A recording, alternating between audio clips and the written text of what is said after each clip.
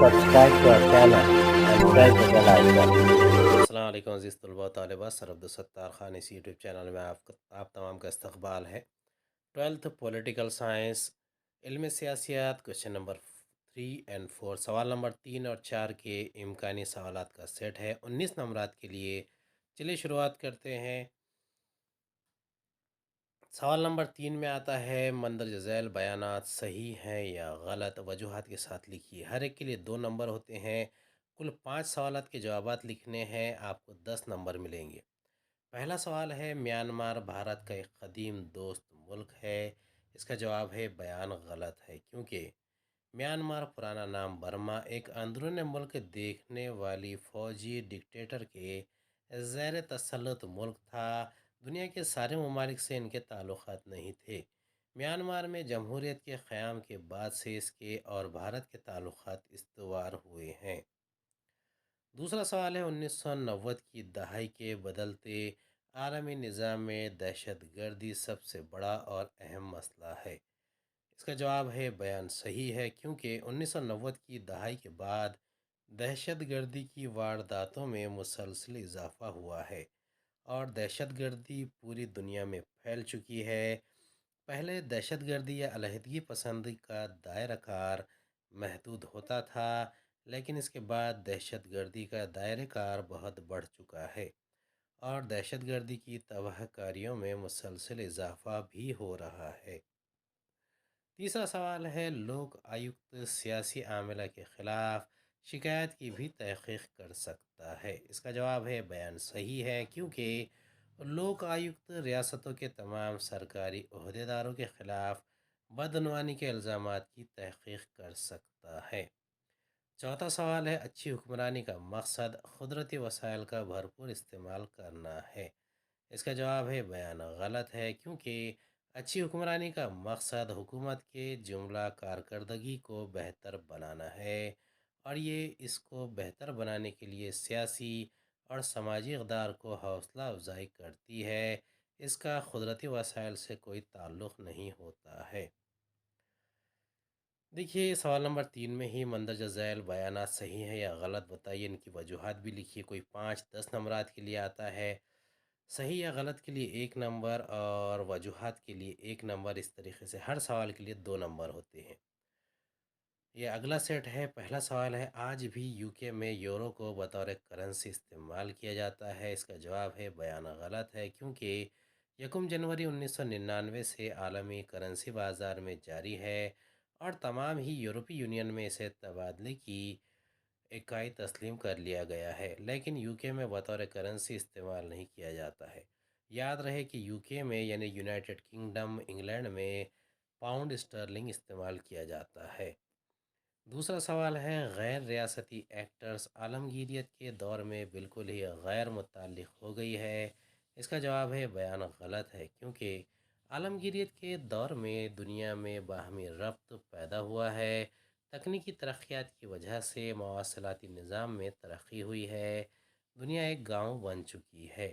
اسی طرح شہری معاشرہ، سول سوسائٹی اور NGOز کا دائرہ اختیار اور جملہ امور میں مداخلت بڑھ چکی ہے۔ اب تو غیر ریاستی ایکٹرز حکومتی امور کو بھی متاثر کر لیتی ہے۔ تیسرا سوال ہے ترقی کا مقصد صرف زیادہ سے زیادہ روپیہ کما لینا ہے۔ اس کا جواب ہے بیان غلط ہے، کیونکہ ترقی کا سب سے اہم مقصد عوامی فلاح کا حصول ہے، کیونکہ اگر ترقی کا فائدہ سماج کے ہر فرد یا طبقے تک نہیں پہنچے تو وہ ترقی نہیں کہی جائے گی۔ اس طرح کی ترقی ملک میں غریب اور امیر کو اور امیر بنا دے گی، اور ملک میں امیر و غریب کا فرق بہت زیادہ بڑھ جائے گا اور یہ ملک و سماج کے لیے خطرناک ہو جائے گا۔ چوتھا سوال ہے ریاست کے مختلف گروہوں میں مسلسل مفاہمت و مذاکرات کا دور چلنا چاہیے۔ اس کا جواب ہے یہ بیان صحیح ہے، کیونکہ ریاست میں بہت سے گروہ ہوتے ہیں، ریاست سے ان کی توقعات مختلف ہوتی ہے۔ ان گروہوں میں آپسی اختلاف ہونا ممکن اور یقینی ہے، لیکن ریاست کو قوم کی تعمیر کرنا ہے تو ملک میں اتحاد اور یگانگت کے جذبات پیدا کرنا چاہیے۔ ان گروہوں میں مسلسل مفاہمت اور مذاکرات جاری رہیں گے تو ان میں پیدا ہونے والے اختلافات ختم ہوں گے اور نفرت پیدا نہیں ہوگی، اور ملک میں امن و امان قائم رہے گا اور ملک مستحکم ہوگا۔ پانچواں سوال ہے، سیاسی خود ارادیت کی خواہش ہی ایک قوم کو ریاست بنانے کی طرف مائل کرتی ہے؟ اس کا جواب ہے، یہ بیان صحیح ہے، کیونکہ قوم برادریوں کی ایک برادری ہوتی ہے، ان میں اتحاد و یگانگت کے جذبات ہوتے ہیں، یہی ان کی ایک اپنی شناخت و پہچان بن جاتی ہے۔ اور جب ان میں خود ارادیت اور وہ بھی سیاسی خود ارادیت کی خواہش پیدا ہو جائے تو وہ قوم اپنی ریاست قائم کر لیتی ہے۔ مثال کے طور پر یہودی قوم ہے اور اسرائیل ان کی ریاست ہے۔ چھٹا سوال ہے، عوامی انتظامیہ کو ہدایتی کنٹرول سے آزاد ہونا چاہیے؟ اس کا جواب ہے، بیان بالکل صحیح ہے، کیونکہ قدیم و روایتی عوامی انتظامیہ میں نیچے کے افسران اور آفسوں کو ان کے اعلیٰ افسران اور دفاتر سے مسلسل ہدایت کا انتظار رہتا تھا۔ ہر آفس اور افسر اپنے اعلیٰ افسروں کی ہدایت کے بغیر کوئی اقدام نہیں کر سکتا ہے، کیونکہ اسے اعلیٰ افسروں کو جواب دینا پڑتا ہے۔ اس ہدایتی کنٹرول کی وجہ سے آفسوں میں سرکاری کاموں میں بہت تساہلی اور تاخیر ہوتی ہے، اور اس کی وجہ سے عوام کو پریشانی اٹھانی پڑتی ہے۔ اس ہدایتی کنٹرول کی وجہ سے پورا آفس معطل رہا کرتا ہے۔ ساتواں سوال ہے، امریکہ اور بھارت کثیر جہتی فورم میں ایک دوسرے کے شراکت دار ہیں؟ اس کا جواب ہے، یہ بیان صحیح ہے، کیونکہ یہ دونوں ممالک ہند بحر الکاہل خطے میں ایک دوسرے کے پارٹنر ہیں۔ اس کے علاوہ یہ دونوں ممالک تجارتی پارٹنر بھی ہے، ایک دوسرے کے یہاں سرمایہ کاری بھی کرتے ہیں، دونوں ممالک میں دفاعی شراکت داری بھی ہے۔ اس کے علاوہ انڈیا، امریکہ، جاپان اور انڈیا، امریکہ، جاپان، آسٹریلیا کے کثیر جہتی فورم میں بھی ایک دوسرے کے پارٹنر ہے۔ آٹھواں سوال ہے، امریکی صدر براک اوباما نے دہشت سے جنگ کو ایک قومی جنگ قرار دیا؟ اس کا جواب ہے، بیان غلط ہے، کیونکہ امریکی صدر جارج ڈبلیو بش کے دور میں ٹریڈ سینٹر اور پینٹاگون پر حملہ ہوا تھا۔ اس کے جواب میں انہوں نے 2001 میں افغانستان اور 2003 میں عراق پر حملہ کر دیا۔ اس جنگ میں برطانیہ، ترکی، جرمنی، اٹلی، نیدرلینڈ، فرانس اور پولینڈ نے امریکہ کی حمایت کی تھی۔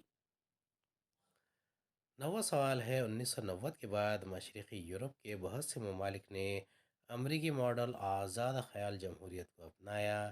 جواب ہے، یہ بیان صحیح ہے، کیونکہ سوویت یونین کے بکھراؤ سے پہلے مشرقی یورپ کے اکثر ممالک میں کمیونسٹ حکومت تھی اور وہاں اشتراکی نظام جاری تھا، لیکن سوویت یونین کے ٹوٹتے ہی وہاں کی عوام حکومت کے خلاف اٹھ کھڑی ہوئی۔